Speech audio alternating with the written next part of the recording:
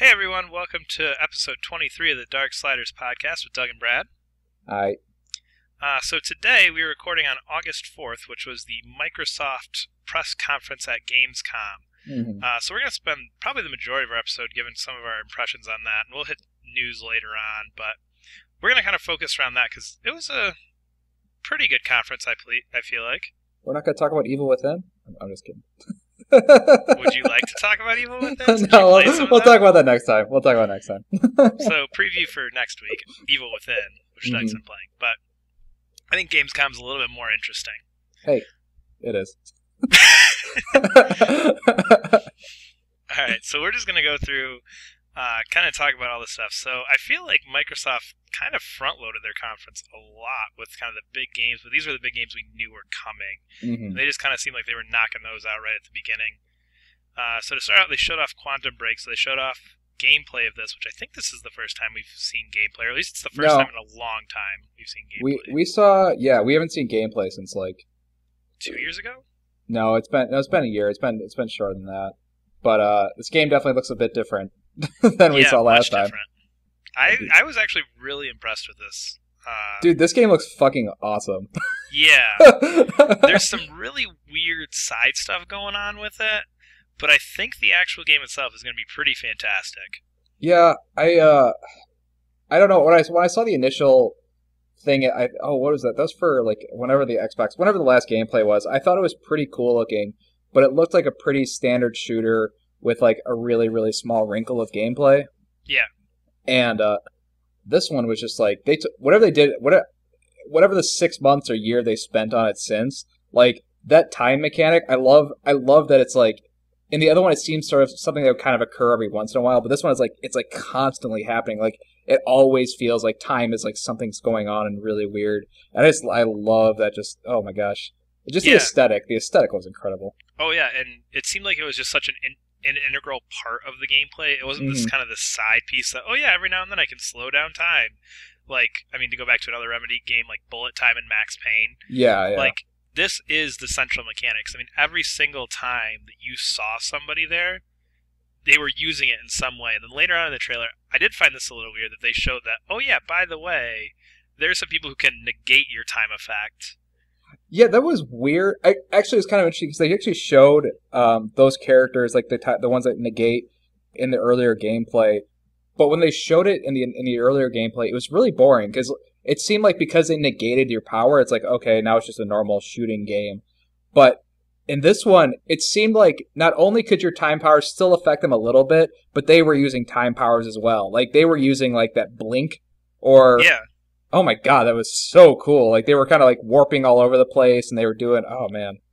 Yeah, it seemed really well done. It just seems weird to me that, like, I almost feel like this is a new game compared to some of the other stuff. Like, just the whole feel of it felt different than it felt before. Yeah, I don't know what it was either. I mean, besides the fact that there's like, a new protagonist, which I guess we'll talk about later, I don't know, there was something that... It felt more punchy. I don't know, there was something weird, but... I just know that I felt more interested in. Like that's yeah, I had that same thing. Like before, I was just kind of like, oh yeah, that's a thing. Now it's like, okay, this looks like another thing to add to my I should get an Xbox One list. Yeah, this whole conference. Oh my gosh, this whole conference was like, maybe I should pick up an Xbox One. You're that high on this whole conference? Yeah, I thought conference. I actually didn't watch the conference. I watched the bits and pieces and trailers from the conference. Just the games they showed made me want to get an Xbox. I don't know if the conference was any good, because I skipped through it, so I can't imagine it was great. But the content was good. See, I had that feeling for about the first 20 minutes, and then after they got to Crackdown 3, and they started talking about DVR, and then they threw Killer Instinct in there, and then they just started rattling off indies and stuff like that. Like, it slowly died down, because that first 5 minutes I was like, damn, if this keeps up, I'm going to need an Xbox One soon. And it didn't quite keep up, because a lot of the end, and we'll get to the end later, but a lot of the end ended up being third-party stuff. Yeah, well, okay, but even so, like that, like a conference to me doesn't make or break me want to get a console. Like what they showed, like the fact that like Quantum Break, Scalebound. Well, I guess that was pretty much it. Yeah, see, that's what I'm saying. It was like those first two was like, oh shit, I need to get this, and then as it went on, I was like, I can wait. Yeah. I mean. Yeah, I guess the next... I don't know, do you want to talk about Scalebound now? No. Oh, actually, I want to finish up. Do you want to finish There's a couple other things with Quantum Break. So, first of all, the last part of that gameplay had the weird, like, time machine thing going on. That is exactly what I was talking about. All I can think is, oh god, I love super crazy, ridiculous time stories like this. Like, oh my god, what the hell? This is amazing. I love that, like, I've seen that sort of scene where, okay, I guess basically describe the scene as he's walking into a building and you're seeing time go back really, really far, really quick, and then speed up again. But it does that thing where it sort of looks like a time-lapse photo, which is something I've seen before in movies, but, like, the fact that he was, like, walking around this sort of time-lapse photo area, and it was all real-time, blew my mind. It was so cool. I literally said holy shit out loud when I saw that part. I probably did too. I don't specifically remember, but I just saw that and was like, man, is this really what they're going to do with this game? Because if they kind of expand on that aspect instead of some of the other aspects that I'm not quite as keen on, this is going to be fantastic. Because all in my mind, I'm just picturing like Looper, Primer, all these awesome time travel movies. I'm trying to think of a good time travel game, and I couldn't really think of one. So I was like, this is finally going to be a thing. Yeah, but to be fair, like, does the story interest you? Like, what they should? Because the story to me was like, oh, hey, it's those actors, and there's betrayal, and like that's all I got from that. I just got crazy time travel story and got excited. Okay, and that was it. That was it. The rest of the story, whatever. And you mentioned the actors and everything, and the whole live action piece. If anything, that makes me less excited about it. Yeah, because I don't. This is one of those things. This is like a really minor thing that bugs me in games. I don't like when in universe, like when they show like picture, like when if you're playing a game and they're like, here's a picture of my family members and it's pictures of real people. I hate that. I hate that. And so like this one especially is going to be like cutscenes of like real people that probably won't look as good as the game. Like I can't imagine that the budget of the TV show, or not the TV show, I guess the cutscenes or whatever. The live action in-game show. Yeah, oh god. Okay. Yeah, I don't really understand that either, but I just can't see those parts being nearly as good as like a playable or like scene of those, whatever's going on.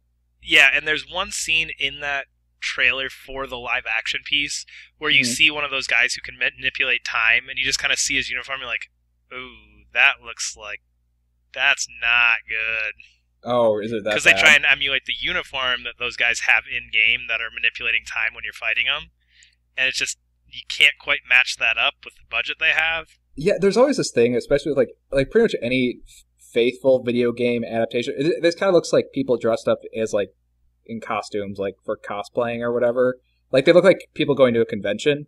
Then it always looks a little bit silly. Like video game clothing looks cool in a video game. The end. Yes, absolutely. That kind of bums me out. Although to be fair, it's like, is that really gonna? I mean, if you think about it, though, like think about like other Remedy games, like they always did that sort of live action stuff. Like that's like a Remedy thing. Like Alan Wake had that. Yeah. Max Payne had that. It's just a thing they do. But I feel like they're trying to take it to another level with this, and I don't feel like it's a level they should go to. Yeah, I feel like they kind of did it cheeky. It was kind of cheeky in Max Payne and Alan Wake, and this one they're like, no, this is a hardcore story, and we're going to have real actors portraying these intense emotional scenes. Like, oh, okay. Uh-oh. And the only thing I ever think about whenever I see that is I always go right back to Command and Conquer. Oh. And those cheesy ass joke cutscenes, like that's exactly what I go back to. And that's totally appropriate for some games. I just think it's really, really hard to do it and be completely 100% serious without looking silly. Yeah. I guess the one minor thing we didn't really touch on was like that this looks more interesting is like the main protagonist changed. Like yeah. Nobody really seemed to point that out other than just like his name popped up in the trailer. Like nobody was like, oh yeah, and this happened. It was just like, except this is a thing now. We're not going to say anything about it. I thought he was a side character or something, and then the gameplay was going. I was like, wow, wait, is he the main character? Did they say the other guy got replaced? Because I just feel bad for the other guy. They didn't say a thing about anything with the actors at all. It was just like, their names showed up on the trailer, he brought Iceman out on stage, they talked for a minute, and that was it. There was no mention of what happened before. Okay, all right. To be fair, that like even though it is an actor, like the character model, I mean, maybe just because it's a real person, does look better. Like I just remember the original Quantum Break trailer was like white guy in his 40s, but I mean this is like 30 something. Why in a white guy? But I don't know. I I just thought the character model looked better. I don't know. It definitely felt like, because I know the whole time they've been trying to push this whole cinematic angle. I was like, okay, if you're going to use real actors, you might as well use like the real faces and stuff. I think that's kind of cool because it makes the character models like look great because they look a lot more human because hell, they are human. Yeah, as opposed to trying to manipulate something to look human, you're just going off of something. Yeah, exactly. Kind of along the same lines. This was not at Gamescom, but it fits well with this. And this one's way weirder to me. So Destiny has a new expansion pack coming out, and they just decided that they're going to completely voice one of the characters. So Peter Dinklage did the voice of the little thing that follows you around the whole time, and now it's Nolan North.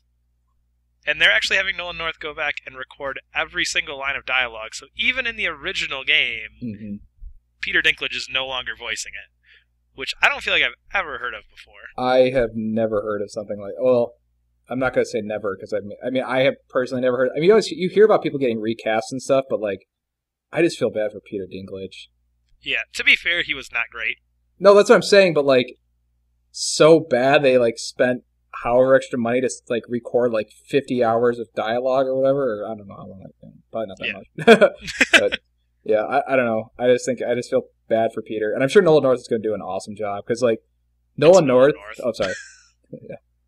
Yeah, Nolan North is great when he's not doing Nolan North voice. So I imagine that he's going to be like absolutely amazing as the Ghost or whatever because he does really good other characters like I don't know, like Penguin and Arkham. Yep. So I think that'll be pretty cool. I just feel bad for Peter Dinklage. Yeah, it just seems like a weird move. I don't know. I don't know why he couldn't have just gone. And now you have a new friend that follows you around, and this one sounds like Nolan North. As opposed to like redoing the whole game, but hey. Yeah. They're pretty serious about their lore, though. I don't know, man. That's but, man, pretty true. Rewriting lore, though, to fit a new character, that's crazy. Yeah. All right, anyway, back to Gamescom. Moving on. This is the game that was like, holy shit, I want to play this. And that was Scalebound. Oh my gosh. That game, number 1, looks gorgeous. Number 2, looks like somebody took Bayonetta and said, let's turn this into an action RPG. And just... everything about that game was fantastic. Yeah, I did like it. This was like, okay, my first impression was like, holy shit, it's a action. I love action RPGs. Like that's probably my favorite genre ever. I was like, a platinum action RPG is awesome, and there's a similar mechanic I've seen before, like where you have like a dragon partner called a game called Draken, which came out like 1999 or something. It's a game like I haven't played in forever, so I was like, oh cool, somebody's using that idea again. This game would like make me want to buy an Xbox One. I just felt it was like too early to show what they showed. See, I feel like that was probably all they had. There's nothing more to that game at that point than what they showed. No way. Still, they've been working on that for like 3 years. But I mean, like complete finish, like in a position where they could actually throw it out there and not go like, "Oh yeah, we're not quite done." You know what I mean? Like this is the fully polished portion of this game.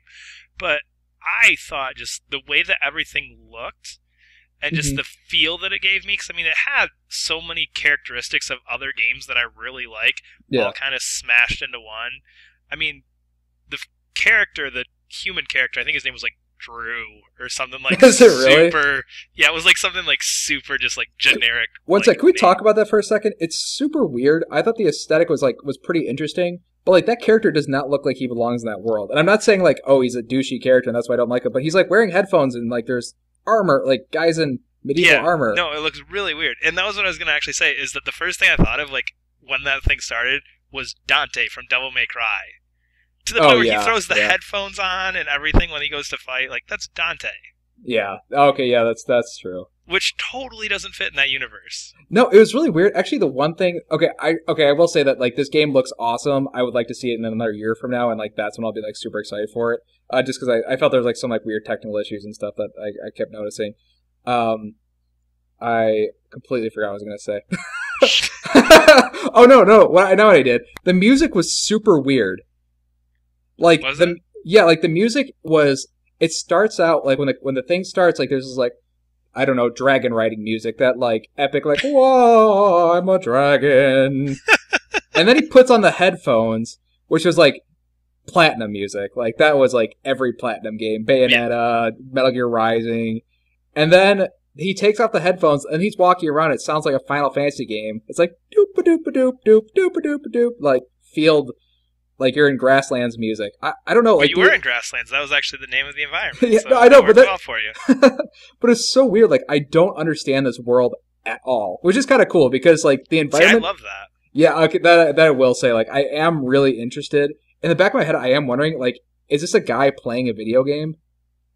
Because it doesn't make sense, like, that technology thing. Like, you always see, like, I don't know, you never see, like, okay, when there's ever games like this where there's, like, a high-tech group and there's, like, the low-tech group, you're usually playing as, like, the low-tech guys fighting the high-tech guys. You're never the high-tech guys, like, fighting, like, the people in medieval armor and stuff. Huh. I don't know. Yeah.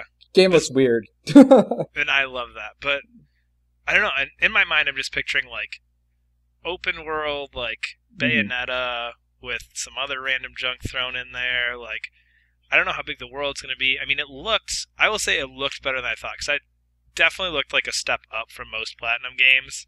Like, most Platinum games have that, like, little, like, you know what I mean? But yeah, like, most Platinum games have that, like, you probably could have tried harder on the graphics. Yeah. Well, I mean, their whole thing is, like, pushing 60 frames per second. Yeah. Which was weird, because this one, that was a technical thing I noticed. Like, I'm not trying to be technical, 60 versus 30. It looked like it ran really slow. That's what I was saying. It just seemed kind of early. Well, I mean, it doesn't come out for another year and a half. That's true. So it is kind of early. Yeah, I guess that's true. I don't know. They also announced 4-player co-op for it. That was kind of the end. And I don't get it. That didn't have me excited at all. No. That's like another, like, why? I don't know. Yeah. Nobody is sitting here begging for a 4-player Dragon Age or 4-player Bayonetta, so you combine the two, and now we're going to put 4 players in there? Yeah, the only thing I thought was interesting about that 4-player thing at the end was that everybody seemed to have, like, their own monster. They weren't all, like, they looked Dragon-y, but, like, some of them didn't have wings, some of them had, like, so I was wondering, I was like, oh, do you get, like, a customizable monster? Like, that is awesome. That would be really cool. I wonder if maybe that's just, like, a multiplayer portion, because I know story-wise, like, they named the monster. The monster had a name. Or the dragon, sorry. The dragon had a name, like the story one. I don't remember what it was. Oh, okay, I got you. They did say, like, oh yeah, you're Drew and so-and-so. I'm pretty sure it's Drew. Drew is such a great name for, like, a protagonist in a fantasy game.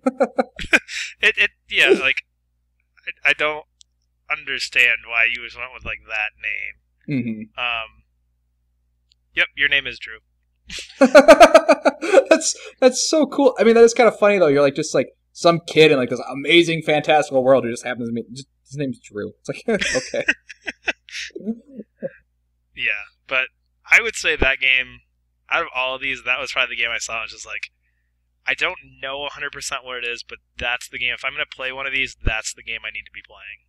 Yeah, this is kind of one of those ones, like, in the back of my head, Xbox One list. Like, currently it's Sunset Overdrive, Quantum Break, and Scalebound. Like, that's about where my list is, too, except throw some Halo in. Yeah. Alright, so the next thing they showed off was Crackdown 3, which looked very early as well. It looked like Crackdown, and I know we talked about this, I think it was back in one of our E3 episodes, the cloud, and how the cloud is powering these destructible environments and things like that. I know you were really pumped about it, so what did you think about the Crackdown 3 stuff? Yeah, well, I thought it was kind of interesting. So what they're doing, so cloud-based requires an internet connection, and how it works is basically any physics that happen in the game, they offload to a server that Microsoft owns, and then they have a bunch of computers working on all the physics, and then they send you back the result of that. So basically, there's a lot of intense calculations over the internet. As a result of this, the only thing that uses that intense physics stuff is the multiplayer, which I thought was super weird. Well, and that was weird with their announcement too. Is their announcement on the date? It said multiplayer coming 2016. Oh, really? Oh, I didn't notice that.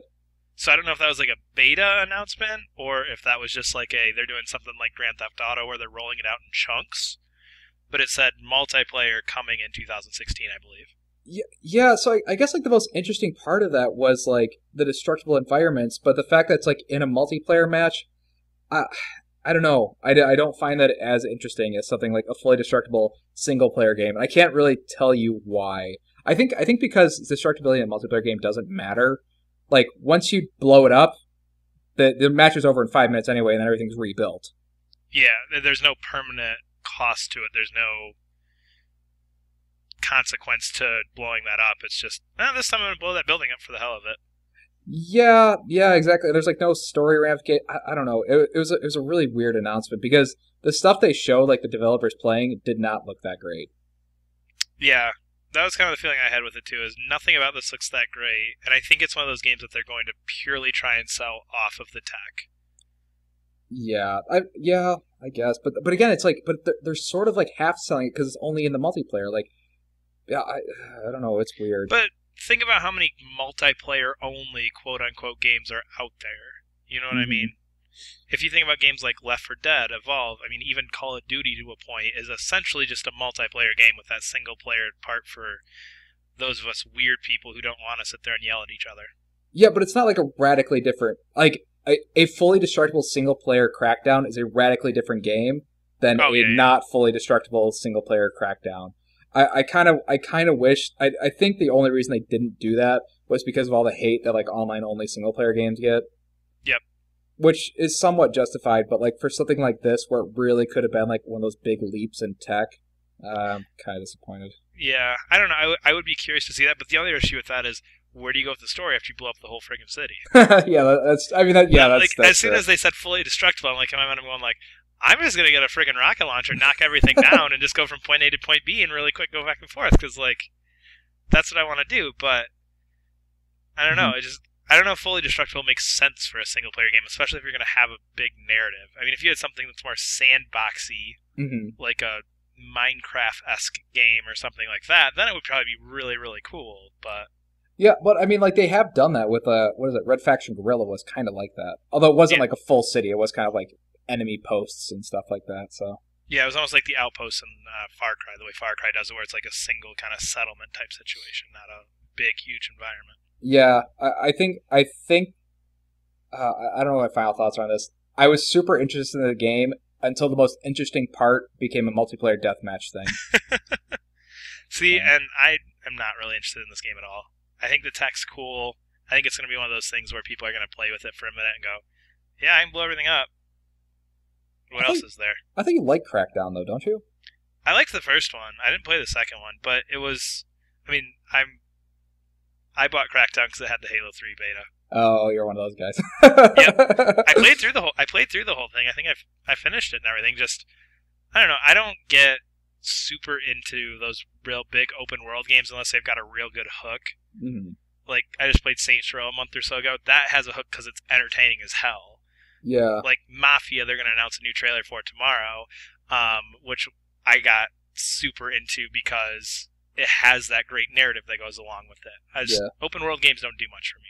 Yeah, I feel like Crackdown was really unique when it was launched, but now that we have like, okay, Saints Row 4 is a good example of like superhero open world game. Infamous, Second Son, and the whole Infamous series in general. I don't know. I just don't think it's unique enough to be a superhero in a open world anymore. And from the gameplay they showed, I don't know. It just kind of looked like not as good as Sunset Overdrive. I haven't played Sunset Overdrive, but just like watching the gameplay, it looked more. Sunset Overdrive to me seemed a lot more interesting than what I was seeing them playing. Yeah, I'll agree with that. And it just, it just looked like an open world game. Mm-hmm. So that was kind of, I feel like Microsoft kind of threw their super crazy good stuff up front.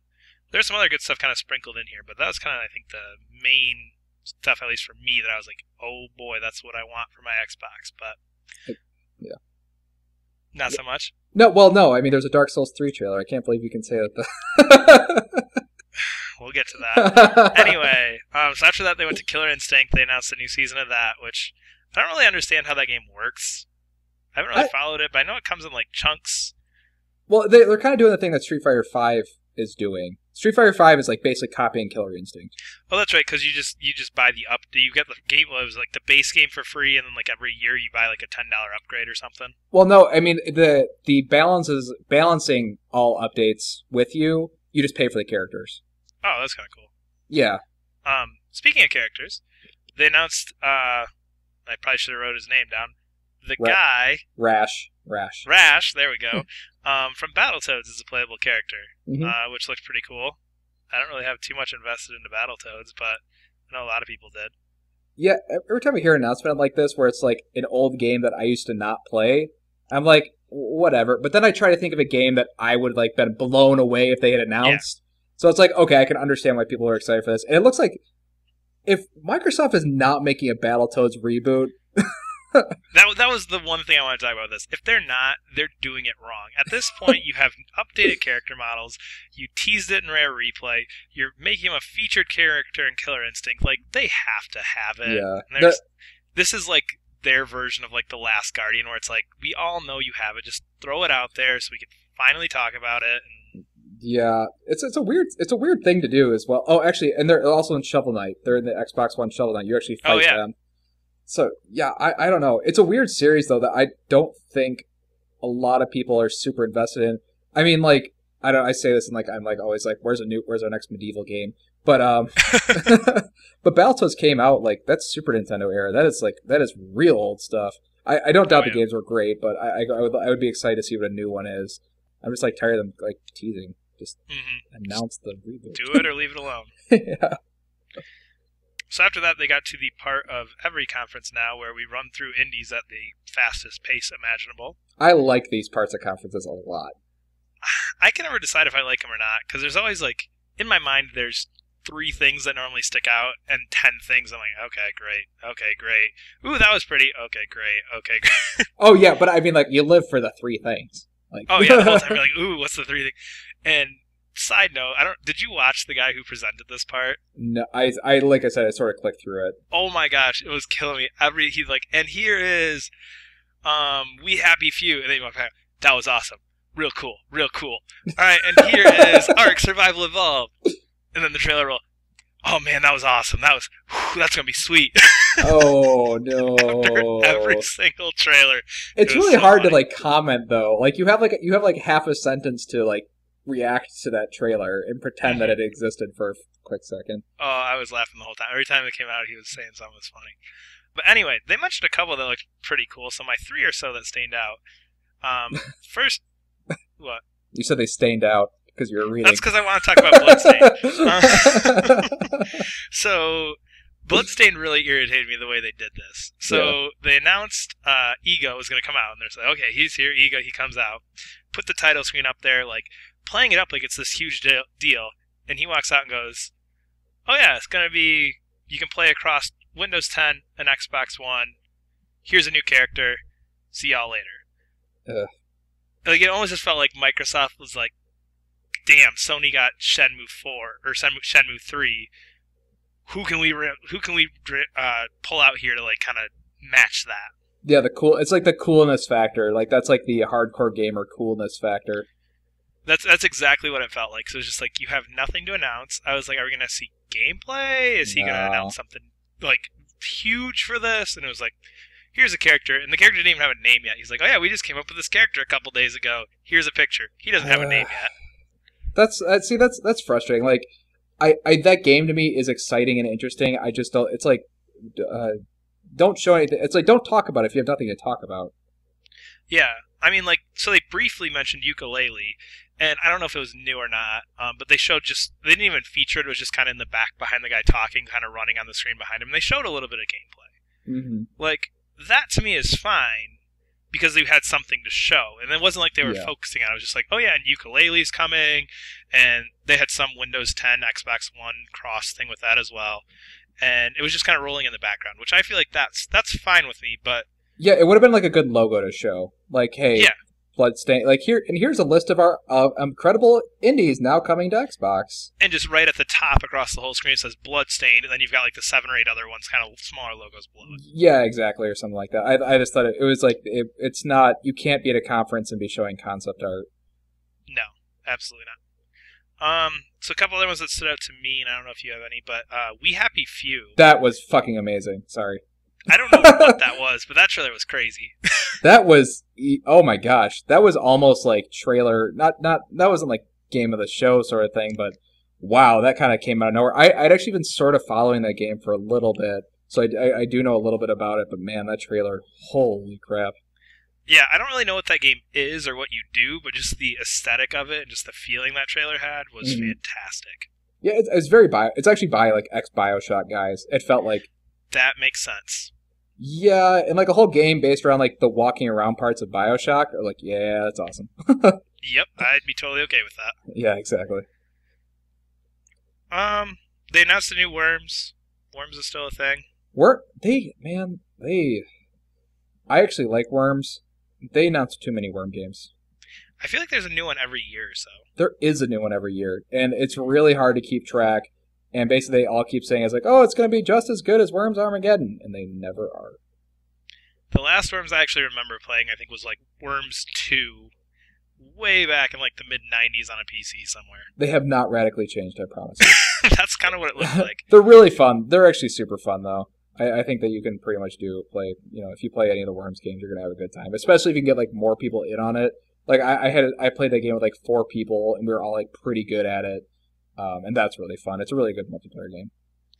Yeah, I mean, it's one of those good local games that I feel like are kind of dying. Mm-hmm. Yeah, exactly.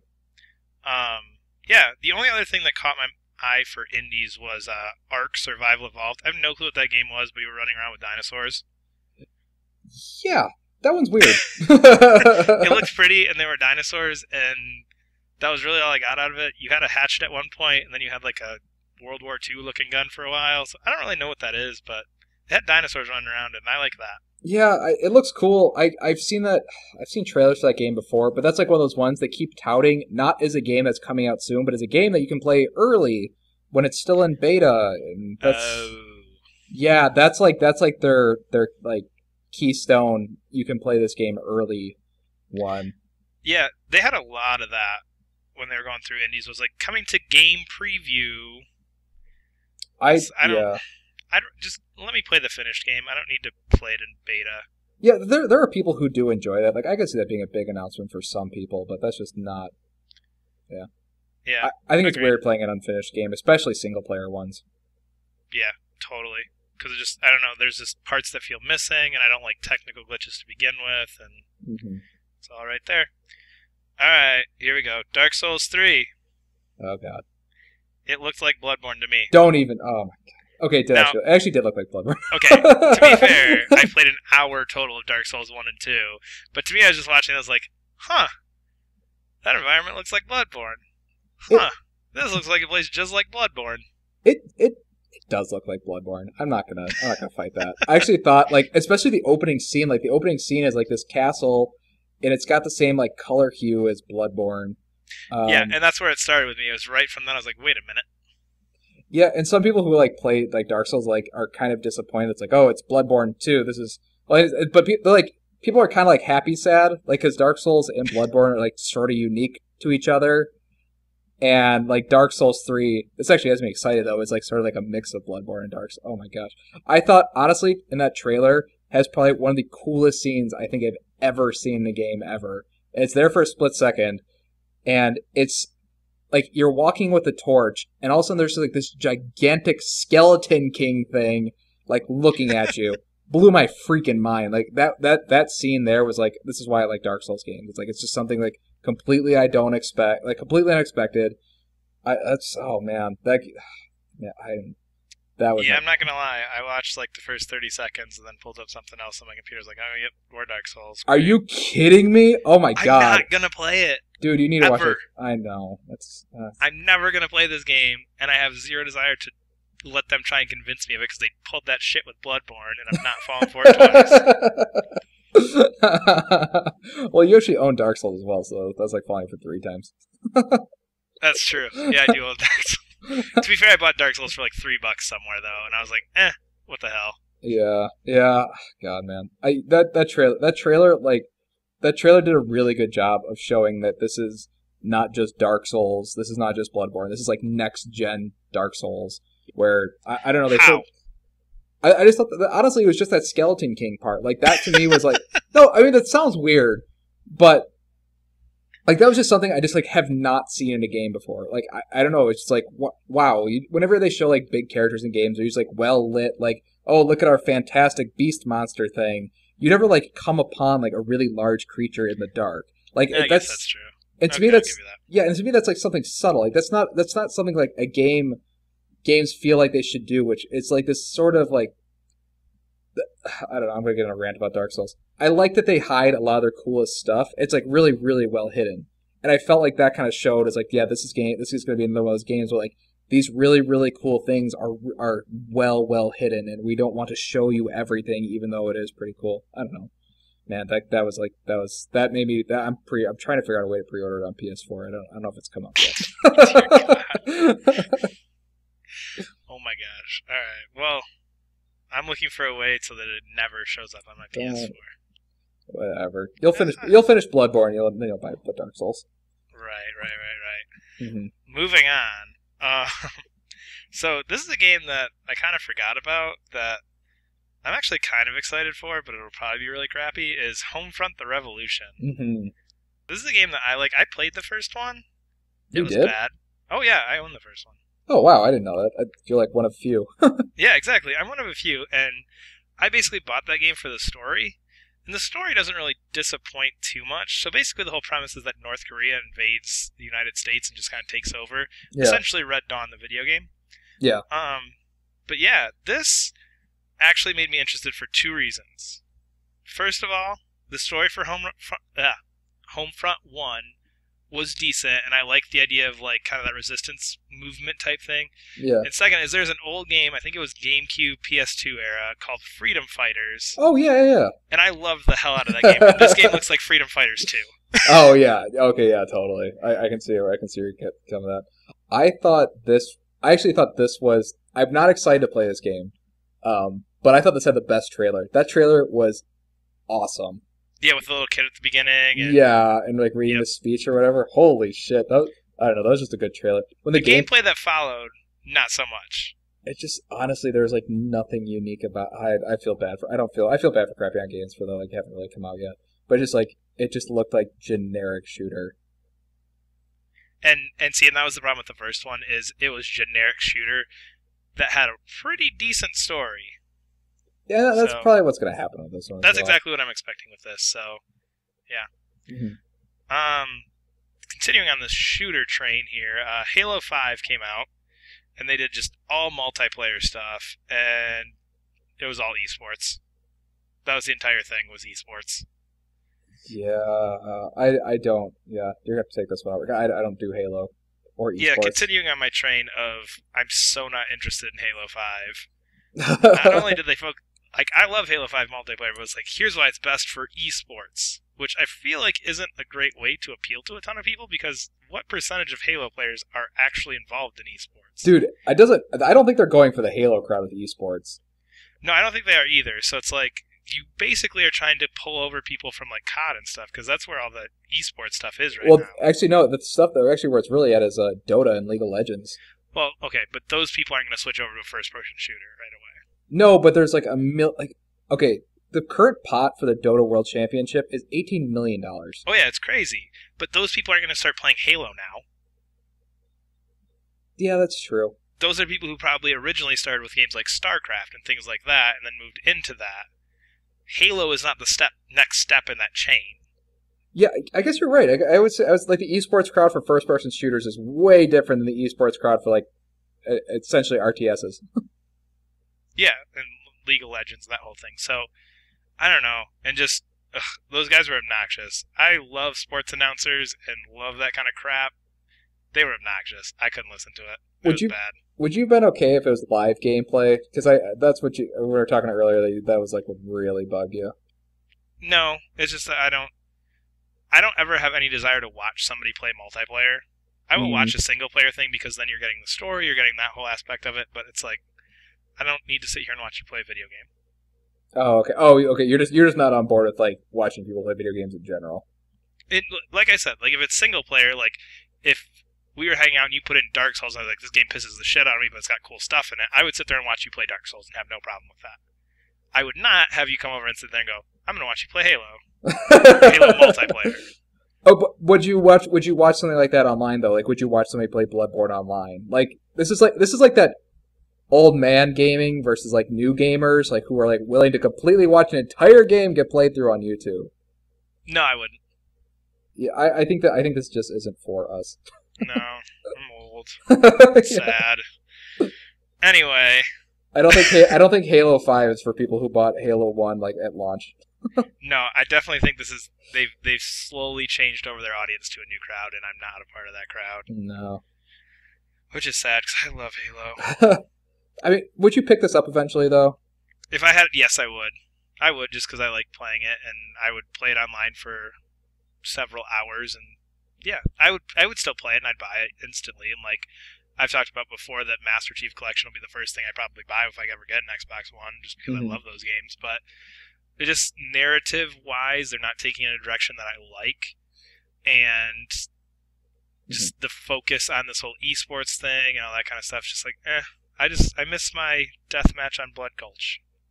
Oh, I got you. But to be fair, like they've given you deathmatch on Blood Gulch for like 5 games. Like how much more Blood Gulch can you have? If I still had 8 people sitting in my house with land, which this also surprisingly doesn't have, I could play deathmatch on Blood Gulch for the next 20 hours. Oh, okay. Yeah, I guess that's true. Or 20 years. Let's see how long Halo lasts. Yeah. All right. So these ones are kind of much quicker here. Just Cause 3 had a new trailer. They didn't say anything about it. No. Game still looks crazy bonkers. It looks okay. It looks like Just Cause 2.5, which is cool. Yeah, and we've talked about this enough, and I think my interest in it just comes because I haven't played Just Cause before, but yeah, I don't think much changed there. Yeah, if you've never played Just Cause, those games are awesome. I'm sure Just Cause 3 is going to be like the best version of Just Cause, and I'm sure it's going to be completely worth it. Yeah. So they talked about Forza 6, which is now it's raining.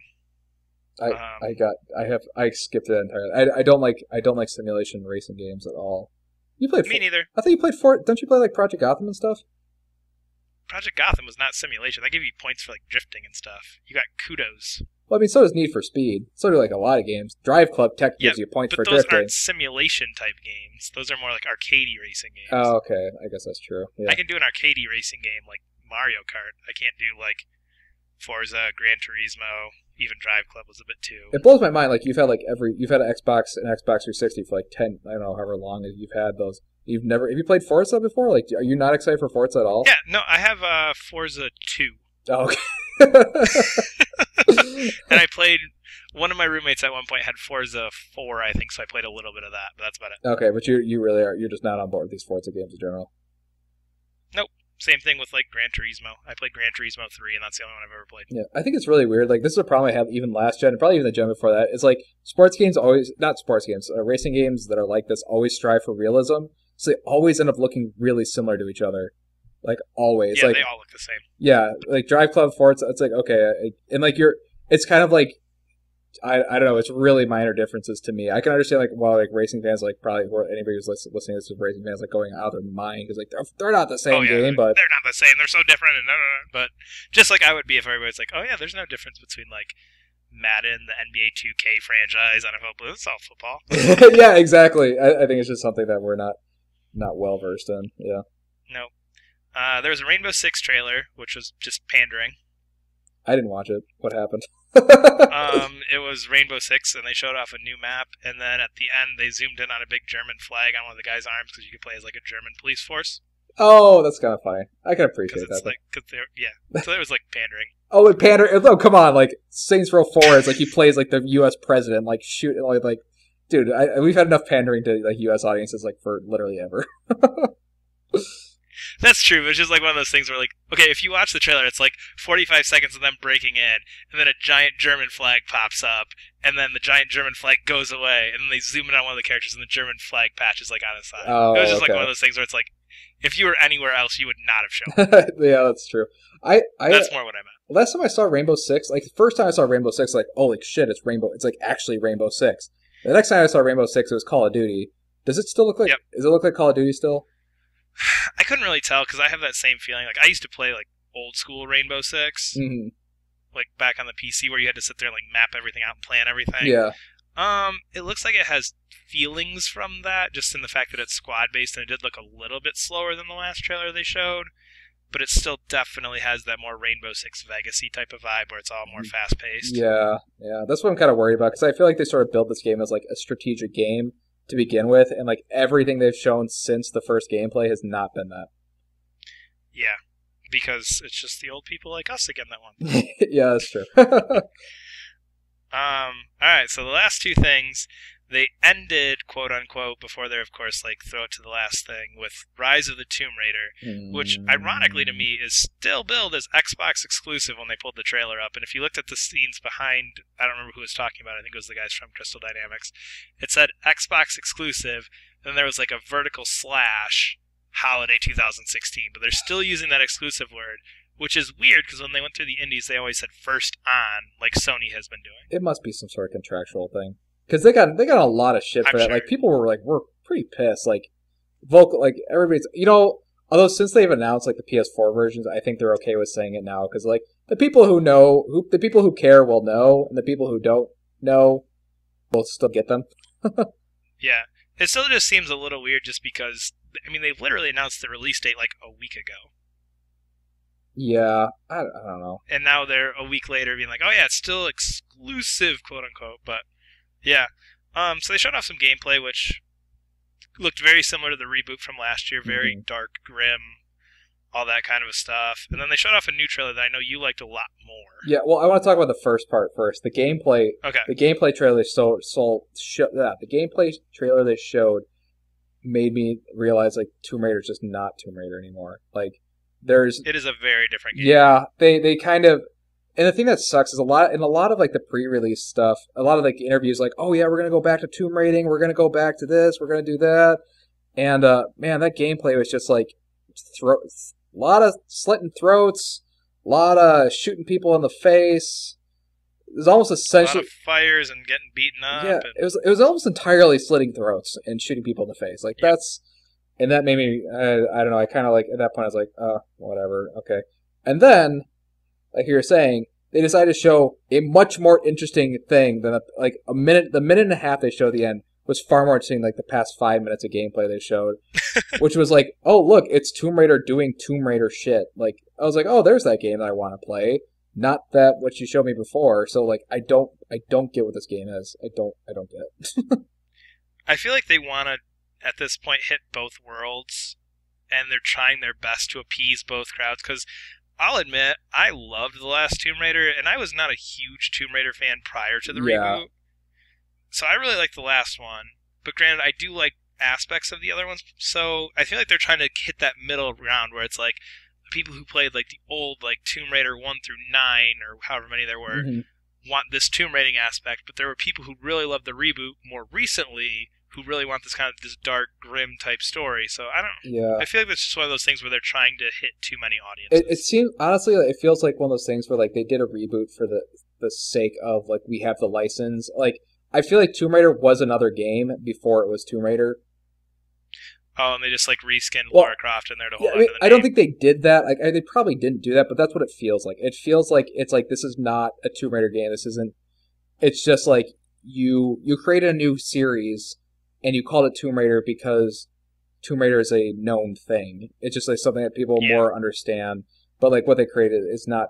It's not Tomb Raider. It's like I don't know. It didn't seem like the fun adventure-y Tomb Raider. It sounded like the grim dark Tomb Raider. And now you search. I don't know. I just wasn't feeling it at all. It'll be interesting to see what ends up coming from that. Yeah, I mean, I'm sure it looks like Tomb Raider Reboot 2. And that's all it was, but they kept saying it wasn't going to be like that, and it was the whole time. So I feel I'm excited. I like the reboot. Yeah, no, a lot of people did, so I can understand that.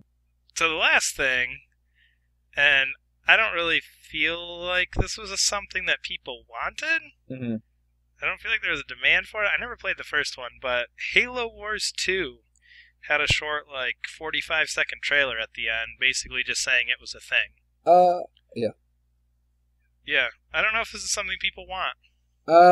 Creative Assembly is, they do really good RTSs. Yeah, and that was my one thought with this, is Creative Assembly makes this something that people will want just because they've done, the Total War series and all that kind of stuff, so that makes it something that people will want just in the development team mind. But I don't feel like that's something that people wanted without them. Yeah, I don't know. It's a weird thing. I think people. I don't know if people are excited the fact that it's Halo Wars 2, or they're excited it's a new RTS by the Creative Assembly guys. Yeah. Like, I don't know. I don't remember. I never touched Halo Wars, so I don't know how great it was. I can't play RTSs on a console. I can't do it. Mm-hmm. Oh yeah, well yeah, that's yeah. They've gotten better with it though, I think. I don't blame them. So I don't know if they've gotten better, but yeah. I don't know. It just seemed like a weird thing to end on because it was kind of like that. It wasn't like something that you know is going to go over really, really well. It's kind of one of those things like somebody will get excited about this, I'm sure. Yeah. Okay, I can see what you're saying. Yeah. Like in my mind, I always go back to, I don't remember how many years ago it was, but I feel like didn't Sony do this with Twisted Metal when the PS3 Twisted Metal was announced? Oh, what do you mean? Like at the end of their E3, I feel like they had like the Twisted Metal trailer, and that was like the one where it's like everybody loves Twisted Metal. Well, even Twisted Metal is like Twisted Metal is like a car combat game. Like even if you're like not RTS is like it's weird to announce an RTS at the end. Yeah, it's a very specific genre. Yeah, like I feel like car combat is like something like people are like, oh, you have machine guns on cars. Like that's like okay, that's something you could sell. Like I don't know, like an RTS is a weird thing to sell this day and age, and definitely a weird thing to close a conference with. But yeah, for sure. But yeah, so my one takeaway from this, and I didn't bring this up earlier because I wanted to kind of talk about it at the end. This was really, really cool, and they kind of announced it a little bit earlier with Gears. Is a lot of these, and they didn't even mention it I don't even think they actually mentioned it, but it was on the screen in the background almost every time, is you can play the old game for free if you buy the new one. That is pretty cool. I know that. So like Just Cause 3 at the end of the trailer, it just said, it put the Just Cause 2 box on there and said, play for free, and just had a picture of that. Rainbow Six had the pictures of Rainbow Six Vegas and Rainbow Six Vegas 2. And then Gears is doing the same thing with Gears 1 through 3 and then Judgment as well, which is just an awesome trend and an awesome idea, especially for these things that are the same series in the next generation of consoles. Because if I have a PS4 and I've never bought, I've never had these things before, I may not have played, those other games. So it's a really cool thing that they just, it almost was like a throwaway. Like they didn't even mention it, but in my mind, that's one of the coolest things to come from this. I thought that was I think that's really neat. I'm a little split on it though. I don't know because it's just the Xbox 360 versions, which is pretty cool. I don't know if I just can't imagine people who own an Xbox One haven't already played those games. Like, cause see, but I can. But like not as much like PS4. Like Xbox 360. Like people had that. Like that was like the majority console in the US at least. And then it's PS4 now. So there's a lot of people who went from Xbox 360 to PS4. I don't know if there's a lot of people who are like PlayStation 3 only went to Xbox One only. Well, but the thing with is most of those were third party other than Gears. Just Cause 2 was cross-platform. Rainbow Six Vegas was cross-platform. I think it's just a good way to get people more invested into your series, and it's just a cool like throwaway thing. Like, hey, this is available. You bought Just Cause 3 for $60. Mm-hmm. I'm sure Just Cause 2 is probably selling on Xbox 360 digitally at this point for $10, and if it's not, it should be. Yeah. So it's like, it's basically just sitting there. We might as well put some use out of it and use it as a selling point. I think that's an awesome thing. Yeah, I do. Okay, actually, now as you say, I think that is actually pretty cool. I mean, or even if, and again, I don't remember specifically the details on it. It was just like a throwaway screen at the end of some of these trailers. Even have that be your pre-order bonus. That is a great way to do pre-order bonuses in my opinion. Not your pre-order bonus isn't, in-game content that we're hiding from everybody else. You pre-order Just Cause 3. Take Just Cause 2 right now, have it for free. Nobody loses out. People are getting extra stuff. I think that's a great way to do pre-order bonuses. Yeah, no, I don't disagree. That is pretty cool. I'm trying to figure out if there's like any other series that would like really help with doing that as well. So that's what Crackdown, Halo, Dark Souls, Homefront, Tomb Raider, Halo Wars.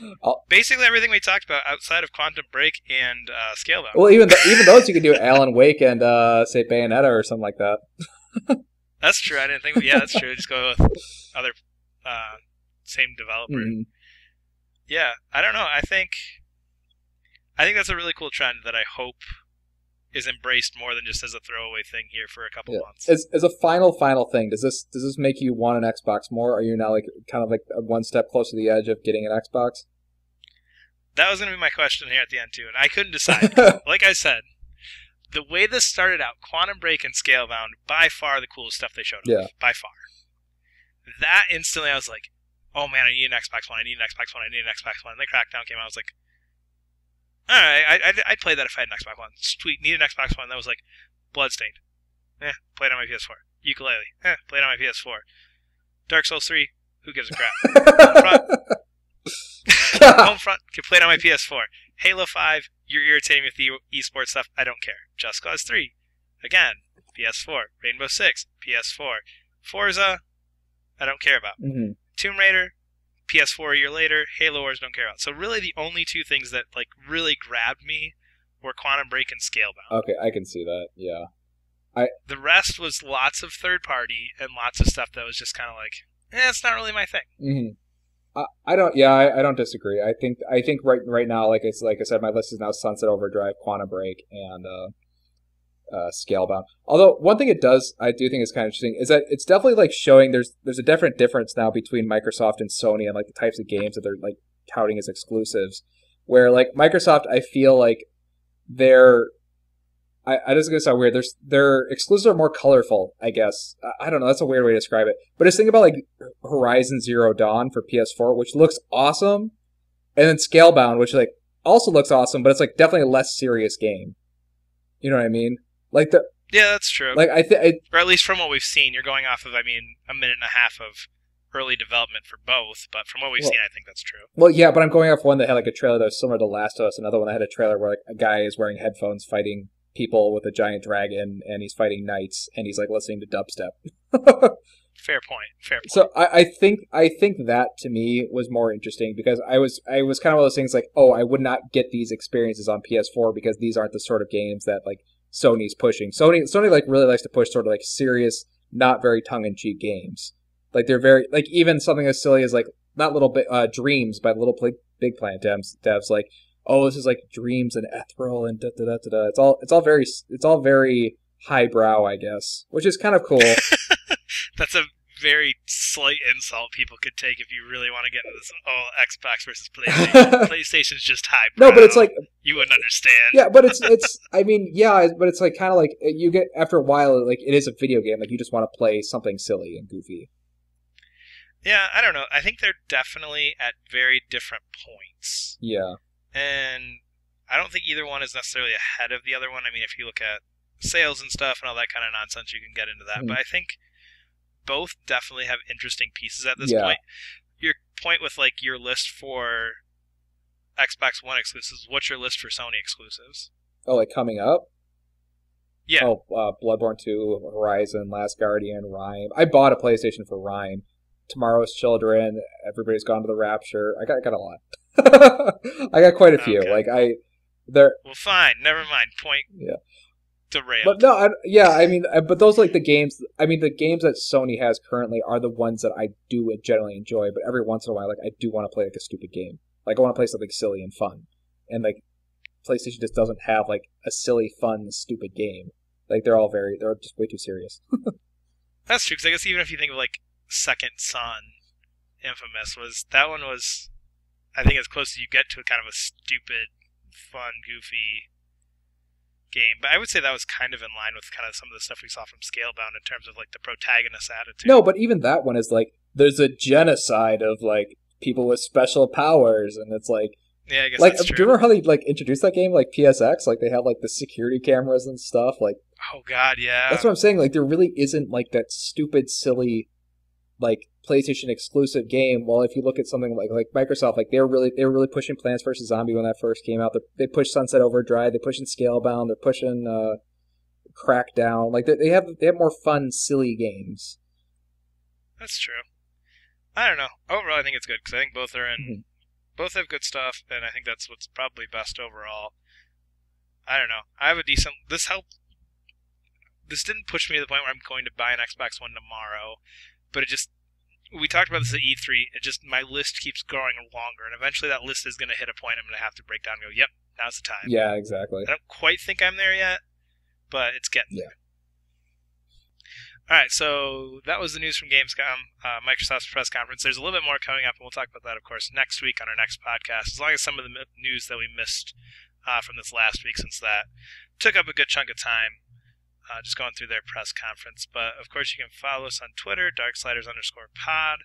Follow us or subscribe, whatever the button says on YouTube or SoundCloud or iTunes or wherever you're listening.